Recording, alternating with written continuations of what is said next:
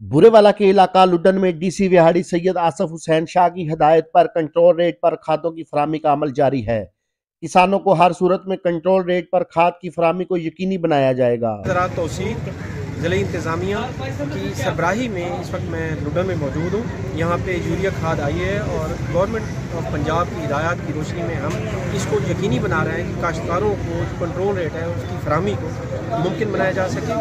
और इसी हवाले से आज मैं अपनी टीम के साथ आया हूँ। ये जो फर्टिलाइज़र यहाँ मौजूद है, ये काश्तकारों को जो फराहमी है वो कंट्रोल रेट की यकीनी बनाई जा रही है। हम पूरी कोशिश कर रहे हैं कि जितनी सप्लाई हम इंश्योर कर सकें ताकि गंदम की पैदावार मुतासिर ना हो सके और लोगों को बर वक्त खाद की जो फराहमी है वो यकीनी बनाई जा सके। डिप्टी डायरेक्टर ज़राअत ऑफिसर विहाड़ी डॉक्टर मोहम्मद इकबाल खान ने मीडिया से गुफ्तगू करते हुए कहा कि 25,000 बैग खाद ट्रेन के जरिए विहाड़ी पहुंच चुके हैं, जिसका अमल आज से शुरू किया जा रहा है।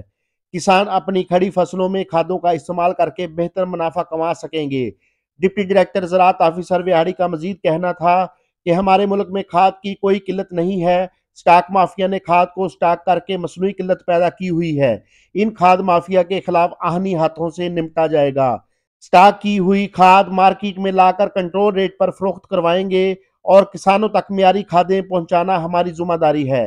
किसानों को मियारी खादें मिलेंगी तो किसान खुशहाल होगा। इस मौका पर असिस्टेंट डायरेक्टर ज़राअत मजहर हुसैन कलीम, फील्ड असिस्टेंट महकमा ज़राअत लुडन मोहम्मद अरसलान भी मौजूद थे। मोहसिन मुगल, मुगल न्यूज़, बुरेवाला।